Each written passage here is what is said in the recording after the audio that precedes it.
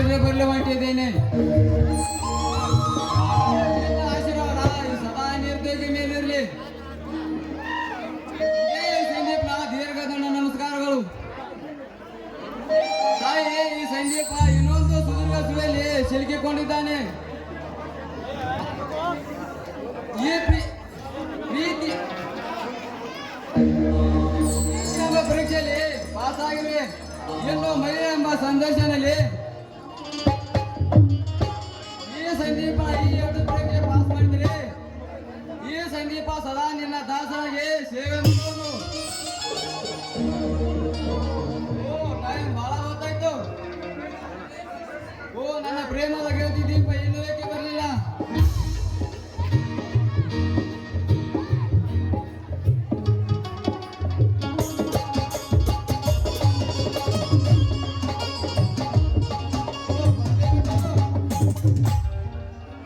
ಸಂದೀಪ್ ಬಂದು ತುಂಬಾ ಹೊತ್ತಾಯ್ತಾ? ಬಂದು ಬಹಳ ಹೊತ್ತಾಯ್ತು. ದೀಪ ದೀಪ ನಾಳೆ ನಾನು ಒಂದು ವಾರದ ಮಟ್ಟಿಗೆ ಹುಬ್ಳಿಗೆ ಹೊಂಟಿದ್ದೇನೆ. ಹಾ, ಒಂದು ವಾರನ? ಯಾಕೆ ಸಂದೀಪ್? ಪೊಲೀಸ್ ಕಥೆ ಬರೆದರು, ಅದರ ಫಲಿತಾಂಶ ತಿಳಿದುಕೊಂಡು ಬರುವೆ. ನೋಡು ಸಂದೀಪ್, ಒಂದು ವಾರ ಅಷ್ಟೇ ಅಲ್ಲ, ಒಂದು ಗಳಿಗೆ ಸಹ ನಿಮ್ಮನ್ನ ಬಿಟ್ಟಿರುವ ಶಕ್ತಿ ನನಗಿಲ್ಲ ಸಂದೀಪ್. ದೀಪ ಈ ಮಾತು ಶುದ್ಧ ಸುಳ್ಳು ನಿನ್ನದು.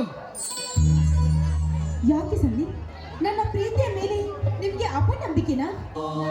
ಹೌದು, ಒಂದು ಗಳಿಗೆ ಬಿಡಲಾವೆಂದು ಸುಳ್ಳು ಹೇಳುತ್ತಿರುವೆ. ಆದರೆ ನಾನು ಹೆಮ್ಮೆಯಿಂದ ನಿನಗೋಸ್ಕರ ನಿನ್ನನ್ನು ಕರೀತಾರೆ ಗೊತ್ತಾ? ಸಂದೀಪ್, ಇದು ನೀವು ಆಡುವ ಮಾತಿ. ಹೌದು. ನೋಡಿ ಸಂದೀಪ್, ನನ್ನ ಪ್ರೀತಿಯನ್ನ ಅರ್ಥ ಮಾಡಿಕೊಂಡದ್ದು ಇಷ್ಟೇನಾ? ನೋಡು, ನಾನು ನಿಮ್ಮನ್ನ ಬೆಟ್ಟದಷ್ಟು ಪ್ರೀತಿ ಮಾಡ್ತಾ ಇದ್ದೀನಿ. ನೋಡು, ನೀವಿಂದೇ ಇದ್ರೆ ನಾನು ಸತ್ತೋಗ್ಬಿಡ್ತೀನಿ. ನಿಮಗಾಗಿ ನನ್ನ ಪ್ರಾಣವನ್ನೇ ಕೊಡಲು ನಾನು. ದೀಪ, ಪ್ರೀತಿ ಇಲ್ಲದ ಪ್ರಾಣ ತಗೊಂಡು ನಾನೇನು ಮಾಡಲಿ? ನಿನ್ನಲ್ಲಿ ಪ್ರೀತಿ ಇದ್ದರೆ ಆತನ ನೋಡಲು ಓಡಿ ಬರುತ್ತಿದ್ದೆ. ಸಂದೀಪ್, ಹೆಣ್ಣಿನ ಕಷ್ಟ ನಿಮ್ಗೇನು ಗೊತ್ತು? ನೀವೇನೋ ಗಂಡಸರು ಹೇಗೋ ನಿಮ್ಮ ಮನೆಯವರ ಕಣ್ ತಪ್ಪಿಸಿ ಬಂದ್ಬಿಡ್ತೀರಾ. ಆದ್ರೆ ಹೆಣ್ಣು ಹಾಗಲ್ಲ. ಇಷ್ಟು ಜನರ ಕಣ್ಣು ತಪ್ಪಿಸಿ ಬರ್ಬೇಕಾದ್ರೆ 7 ಸುತ್ತಿನ ಕೋಟೆಯನ್ನ ದಾಟಿ ಬಂದದ್ದೇ ಸಂದೀಪ್. ದೀಪ, ಈ ಬಣ್ಣದ ಮಾತಿಗೆ ಹತ್ತು ಕರೆದರೆ ಬರುವುದೆಂದು ನನ್ನ ಮನ. ಸಂದೀಪ್, ನೀನೇ ನನ್ನ ಜೀವ, ನೀನೇ ನನ್ನ ದೈವ ಅಂತ ನಾನು ಮನಸ್ಸಲ್ಲಿಟ್ಟುಕೊಂಡು ಪೂಜಿಸ್ತಾ ಇದ್ದೀನಿ. ಆದ್ರೆ ನೀವು ಈ ರೀತಿ ಮಾತಾಡ್ತೀರಾ ಅಂತ ನಾನು ಅನ್ಕೊಂಡಿರ್ಲಿಲ್ಲ. ನೋಡಿ, ನೀವು ಈ ರೀತಿ ಮಾತಾಡ್ತೀರಾ ಅಂತ ಅನ್ಕೊಂಡಿರ್ಲಿಲ್ಲ. ನೋಡಿ, ನಾನು ನಿಮ್ಮನ್ನು ಬೆಟ್ಟದಟ್ಟು ಪ್ರೀತಿ ಮಾಡ್ತಾ ಇದ್ದೀನಿ. ನೀವಿಂದ ಇದ್ರೆ ನಾನು ಸತ್ತೋಗ್ಬಿಡ್ತೀನಿ. ಇನ್ನು ಮಸನದ ದಾರಿ ಸೂಕ್ತ. ಇಲ್ಲಾಂದ್ರೆ ಅಂಟಿಕೊಳ್ಳುವುದು ನಿನ್ನ ಶಾಪ. ಸರಿ, ಮೊದಲು ಕೈ ಬಿಡಿ. ಇಷ್ಟೆಲ್ಲ ಆದ್ಮೇಲೆ ನಾನಿನ್ನ ಬದುಕಿರಬಾರ್ದು. ನನಗೆ ಸಾವಿನ ಸರಿಯಾದ ಶಿಕ್ಷೆ ಬಿಡಿ. ನಾನು ನಿನ್ನೊಂದಿಗೆ ಸಾಯುತ್ತೇನೆ. ಸರಿ, ಏನ್ ಹೇಳ್ತಾ ಇದ್ದೀರಾ ನೀವು? ನೋಡಿ, ನೀವು ಹೋಗಿ ಹಾಯಾಗಿರಿ. ನಾನು ಪ್ರಾಣ ಕೊಟ್ಟ ಮೇಲೆ ತಿಳಿಯುತ್ತದೆ ಈ ದೀಪ ನಿಮ್ಮನ್ನ ಎಷ್ಟು ಪ್ರೀತಿ ಮಾಡ್ತಿದ್ರು ಅಂತ. ದೀಪ, ಇಬ್ಬರು ಒಟ್ಟಿಗೆ ಪ್ರಾಣ ಬಿಟ್ಟರೆ ಎಷ್ಟು ಪ್ರೀತಿ ಮಾಡ್ತೆಂದು ಈ ಜಗತ್ತಿಗೆ ಗೊತ್ತಾಗುತ್ತೆ. ಸರಿ, ಆದ್ರೆ ನಿಮ್ಮ ಮಾತಿನ ಅರ್ಥ? ದೀಪ, ನಾನು ನಿನ್ನ ತುಂಬಾ ಪ್ರೀತಿ ಮಾಡ್ತೇನೆ. ನಿನ್ನನ್ನು ಬಿಟ್ಟು ಹೊರಗೆಲ್ಲೂ ಸಾಧ್ಯವಿಲ್ಲ. ಇಲ್ಲಿಯವರೆಗೂ ನೀನಾಡಿದ ಮಾತು ಸ್ವಲ್ಪ ವ್ಯಸನ ಅಂತ ಹಾಗೆ ಮಾಡಿದೆ ಅಷ್ಟೇ. ಏ ಪೋಲಿ, ನೀನಾಡಿದ ಮಾತನ್ನು ಕೇಳಿ ನನ್ನ ಜೀವನ ನಿಂತು ಹೋಗ್ಬಿಟ್ಟಿತ್ತು. ಮುಂಚೆ ಇದೆಲ್ಲ ಮಾಡಿದ್ದು ಬರೀ ತಮಾಷೆ. ದೀಪ, ಒಂದು ಮಾತು. ಸಂದೀಪ್, ಅದ್ಯಾವ ಮಾತು? ಒಂದು ವಾರ ಹೊತ್ತು ಮರಬೇಕಾದ್ರೆ ಕೊಡು ಒಂದು ಮೊದಲು. ಓ, ಶುರುವಾಯ್ತಾ ಹಳೆಗತ್ತು? ದೀಪ, ಏನ್ರೆ ಪ್ರೇಮದ ಮತ್ತು ಕೊಡು ಸೇಮ್ ಹೊತ್ತು. ಮುತ್ತು. ಕೊಡವೆ ನಿನಗೆ ಸಿಹಿ ಮುತ್ತು. ಬಾ, ನನ್ನ ಬಿಗಿ ತಪ್ಪಿ ಹಾಡಿದ ಸವಿ.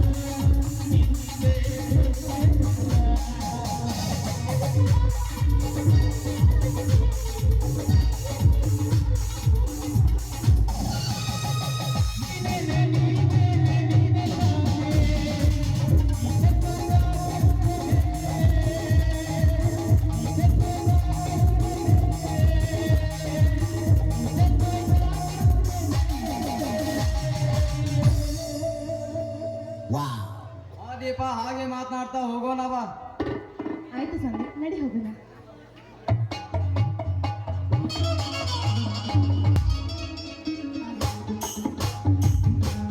ತಾಯಿ ಭೂಮಾತೆ, ನಿನ್ನನ್ನು ನಂಬಿ ರೈತ ನಿನ್ನ ಹುಡಿಯನ್ನು ತುಂಬುತ್ತಿದ್ದಾನೆ. ಚೆನ್ನಾಗಿ ಫಸಲು ಕೊಟ್ಟು ನೀವು ಒಳ್ಳೆ ನಿಗದಿಯಿಂದ ಕೊಡಬೇಕೆಂದು ನಿನ್ನ ಕೈ ಮುಗಿದು ಹೇಳುತ್ತೇನೆ ತಾಯಿ, ಕೈ ಮುಗಿದು ಹೇಳುತ್ತೇನೆ.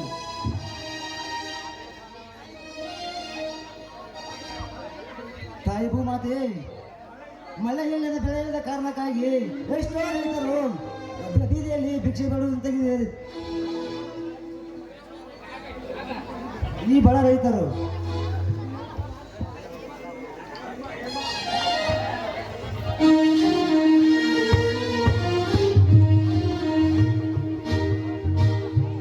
ಸ್ವಾಮಿ, ರೀ ಸ್ವಾಮಿ.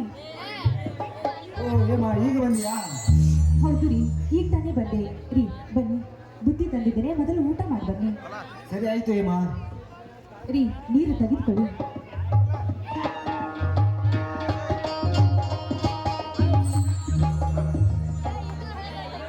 ಹೇಮ ನಿನ್ನ ಊಟ ಆಯ್ತಾ? ರೀ ನಾನು ಮನೆಯಲ್ಲಿ ಊಟ ಮಾಡ್ಕೊಂಡು ಬಂದೆ ರೀ. ಹೇಮ ಇವತ್ತು ಎಷ್ಟೊಂದು ಸಲೀಸಾಗಿ ಹೇಳ್ತೀಯ ಸುಳ್ಳು ನೀನು. ಏನ್ರಿ ನಾನು ಸುಳ್ಳು ಹೇಳ್ತಾ ಇದ್ದೀನಾ? ಇಲ್ಲ ರೀ, ನಾನು ನಿಜವನ್ನೇ ಹೇಳ್ತಾ ಇದ್ದೀನಿ.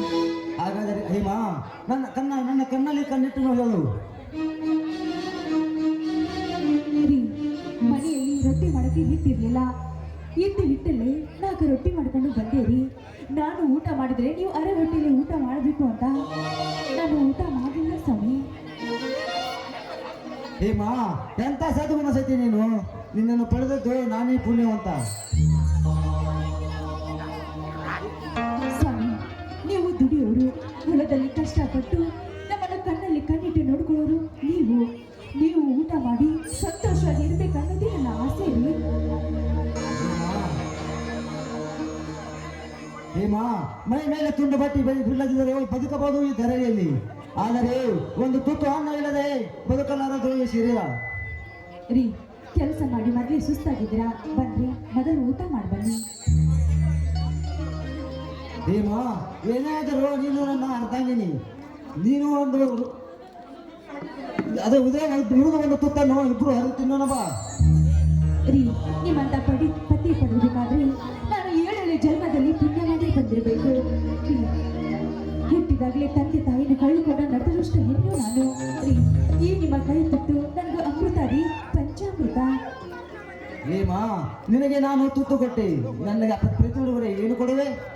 ರೀ ನೀವು ನನ್ನ ಪತಿ ದೇವರು, ನನ್ನ ಕಣ್ಣಲ್ಲಿ ಕಣ್ಣಿಟ್ಟು ನೋಡಿಕೊಳ್ಳೋ ದೇವರು ನೀವು ಕೇಳಿದರೆ ನನ್ನ ಪ್ರಾಣನ ಕೊಡುತ್ತೀನಿ.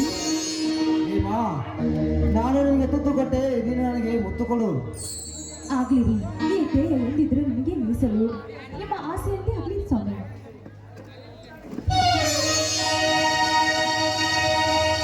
ನಿನ್ನಂತ ಶ್ರೀಮತಿ ಕೈ ಹಿಡಿದಾಗ, ನಿನ್ನಂತ ಶ್ರೀಮತಿ ಕೈ ಹಿಡಿದಾಗ, ನಿನ್ನಂತ ಗೆಳತಿ ಜೊತೆಯಾದಾಗ, ನಿನ್ನನ್ನು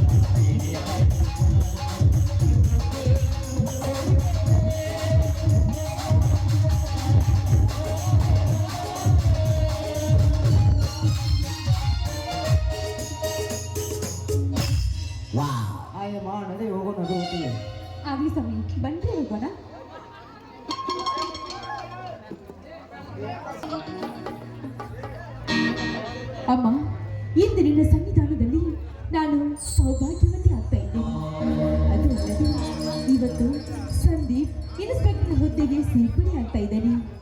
ಅದು ಅಲ್ಲದೆ ಈ ನಿನ್ನ ಕೃಪಾ ಕಟಾಕ್ಷ ಸದಾ ನಮ್ಮಿಬ್ಬರ ಮೇಲೆ ಇರಲಿ ಎಂದು ನಿನಗೆ ನಾನು ಸೆರೆಗೊಡ್ಡಿ ಬೇಡುತ್ತೇನೆ ತಾಯಿ, ಸೆರೆಗೊಡ್ಡಿ ಬೇಡುತ್ತೇನೆ. ಸಂದೀಪ್, ಸಂದೀಪ್, ಬೇಗ ಬಂದು ತಾಯಿಯ ದರ್ಶನ ಪಡೆದುಕೋ.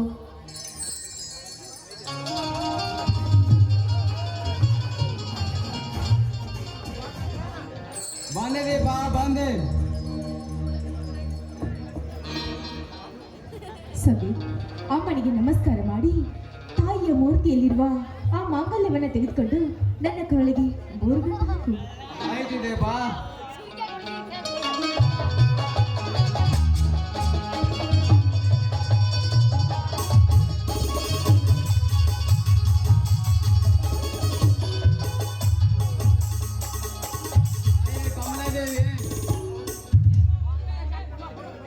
ತಾಯೇ ಕಮಲಾದೇವಿ, ಎಂದು ನಿನ್ನ ಮಂದಿರದಲ್ಲಿ ನನ್ನ ದೀಪಾಲಿಗೆ ಮಾಂಗಲ್ಯ ಕಟ್ಟಿ ಮಹಿಳೆಯನಾಗಿ ಮಣ್ಣು ತುಂಬಿಸಿಕೊಳ್ಳುತ್ತಿರುವೆ. ಏ ಹೊಸ ಸುಂದರ ಸಂಸಾರ ಸುಖದ ಸಾಗಿನ ತೇಲಿಸುವರ ನಿನ್ನನ್ನು ಕುಳಿತೇವೆ, ನಿನ್ನನ್ನು ಕುಡಿದೆ. ಸ್ವಾಮಿ, ನನಗೆ ಆಶೀರ್ವಾದ ಮಾಡಿ. ದೀರ್ಘ ಸುಮಂಗಲ್ಯವ. ಎದ್ದಳು ದೀಪ, ಎದ್ದಳು. ಹಾಗೆ ಜಗನ್ಮಾತೆ ಕಮಲಾದೇವಿ ಆಶೀರ್ವಾದ ಪಡೆಯೋಣ. ಸ್ವಾಮಿ, ಅನಾಥಳಾದ ಈ ದೀಪಾವಳಿಗೆ ಒಂದು ಬಾಳು ಕೊಟ್ಟು ನನ್ನ ಕೈ ಹಿಡಿದು ನಿಮ್ಮ ಮನೆ ತುಂಬಿಸ್ಕೊಂಡಿದ್ದೀರಾ. ನಿಮ್ಮ ಉಪಕಾರ ನಾನು ಎಂದೂ ಮರೆಯೋದಿಲ್ಲ. ನೋಡಿ, ನೀವು ನನ್ನ ಪಾಲಿನ ಭಗವಂತರು. ದೀಪ, ಇದೇ ಸಂತೋಷ ಸಂಭ್ರಮದಲ್ಲಿ ಒಂದು ನಿನ್ನ ಸರ್ಕಲ್ನಿಂದ ಒಂದು 20 ಗೀತೆ ಬರಲಿ. ಆಯ್ತು, ಆಜ್ಞೆ ನೀಡುವುದುಂಟು. ಹೇ ಸಿಂಗಾರ ಸಿರಿಯೇ, ಅಂಗಲಿನಲ್ಲಿ ಬಂಗಾರಗೆ ಮಾಯೇ, ಗಾಂಧಾರಿಯಂತೆ ಕಣ್ಣುಚ್ಚಿ ಹೊಂಗೆನ ಸರಸು ಛಾಯೆ.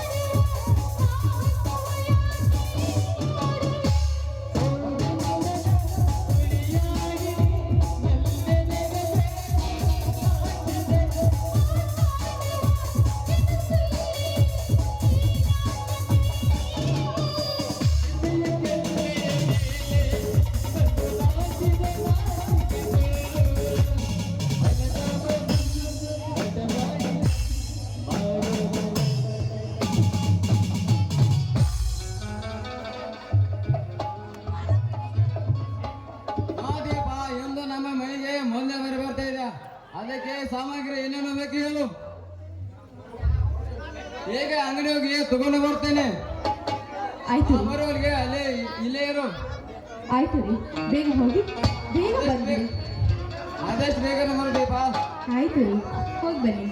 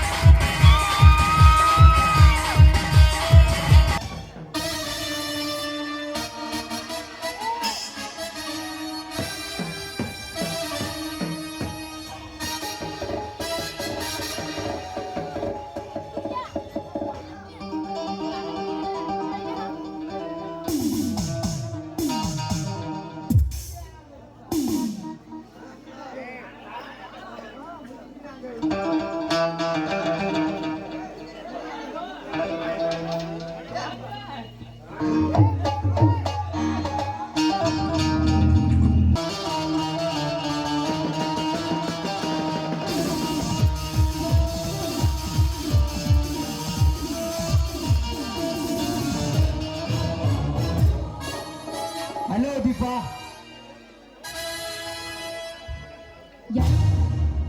ಯಾರು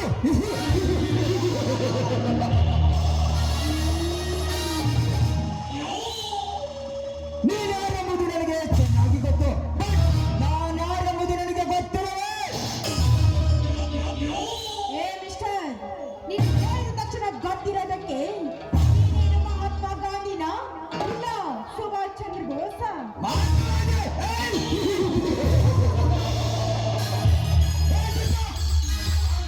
ಗಾಂಧಿ ಜನ್ಮದಿನದಂದು ಗಣೇಶ್ ಕದಿರಲ್ಲಿ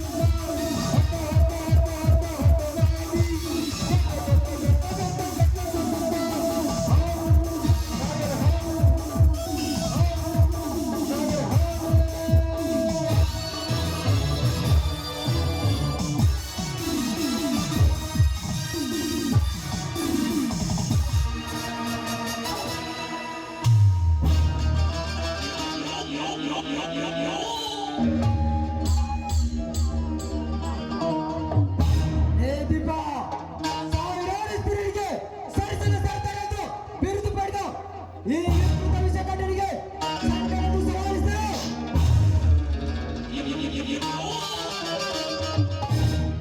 ಅದಕ್ಕೆ ನನ್ನ ಗಂಡ ಸ್ಥಾನವನ್ನು ತೋರಿಸಿದೆ ಈ ಸತ್ತಿನ ಸ್ತ್ರೀಗೆ. ಏ ದೀಪ, ಕಣ್ಣಿಟ್ಟ ಹೆಣ್ಣನ್ನು ಹಣ್ಣಿನಂತೆ ಕಚ್ಚಿದ ತಿನ್ನಬಿಟ್ಟನಲ್ಲ ಈ ವಿಷಕಂಠ.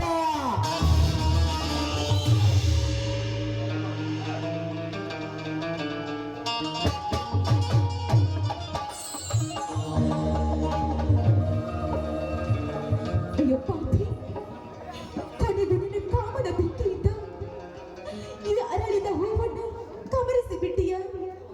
ಅರಳಿದ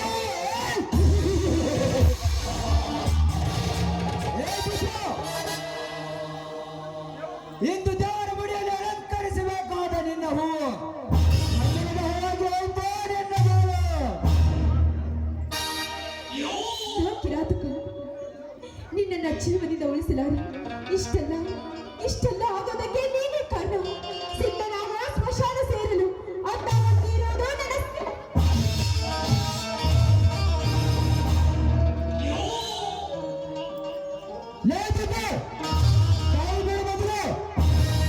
ನನ್ನ ನಾನು ಗಂಡು ಆಗ್ತದ್ರಲ್ಲಿ ನನ್ನ ಎದೆ ಮೇಲೆ ಸ್ಟೇಷನ್ ಕೋಪ ನಿನಗೆ ಬದುಕಬಾರ್ದು.